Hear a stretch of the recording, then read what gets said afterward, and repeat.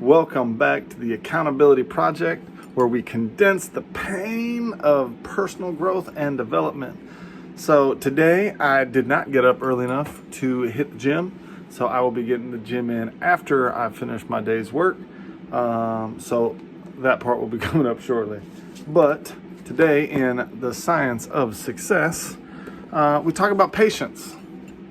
And this is something that in America, we have been accused, and I think there's a lot of validity to this accusation, of being impatient, of not having the ability to be patient and really give things the time they need to mature.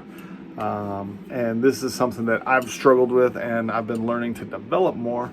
But I also believe that having the right passion, having the right desire, having the right knowledge of knowing what you are doing, your definite purpose, goal, vision, whatever you want to call it, when you know what you're doing, that allows you to be patient with the result.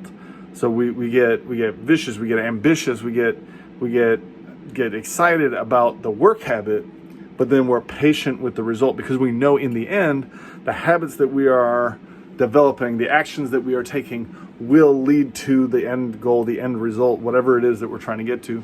So we're patient with the result, but we're very active in pursuing growth and development in that direction. And knowing where you're going and knowing what you're doing and knowing that you're on the right track kind of gives you a certain peace in giving you the ability to be patient with that. It's very, very powerful, and I was actually surprised it was in the book. So I thought that was kind of cool. Next up, The Power of the Other. And this one was an interesting chapter, a little bit more difficult to dissect, but it was about fuel and refueling, fuel for performance, for high performance, making sure that we are getting the right other, so to speak, as well as being conscious of what we give to others when we are the other for someone else. And making sure that we're not necessarily there to make someone feel good, but sometimes the power of the other is normalizing the struggle, right? So if you're going through something and you're vulnerable with someone, you've got that genuine connection that you can have that vulnerability. And sometimes them saying, yeah, I went through that too, it's part of the journey. You can get through it. That alone is enough to get through and transcend whatever situation you're going through. That normalization of the struggle. And that's part of the beauty of a community that is working towards a similar goal. The other day I talked about the running community, and I'll be a little transparent. I shared something I had no idea had anything to do with running. I just knew that once I hit, I believe it was the 9-mile mark, after my run, my nipples hurt.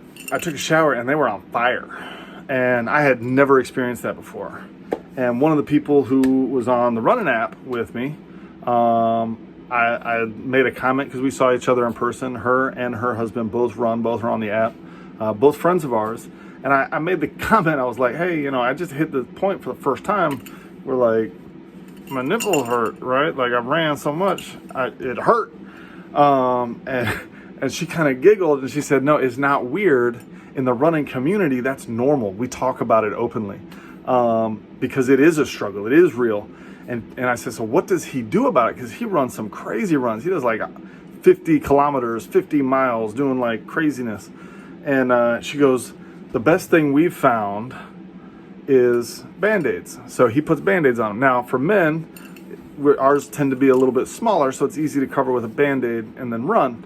With women, they have other things, other techniques they use. But it normalized it for me because when I said it and they kind of giggled and they were like, yeah, runners have that issue, then I knew I was on the right track, right? And so it was cool to see that in action and then see similar concepts in this book where when you're pursuing something and you're around someone who's been down that road before, they can normalize the struggle for you, and that gives you that power of the other, that extra boost to know, okay, I am on the right track, so I'm gonna keep moving. So with that, I love you guys. I appreciate you guys. I got a couple things I got to knock out. We've got some meetings this evening. I got to get my workout in. So I'm going to let you go, condense the pain of personal growth, and stay accountable.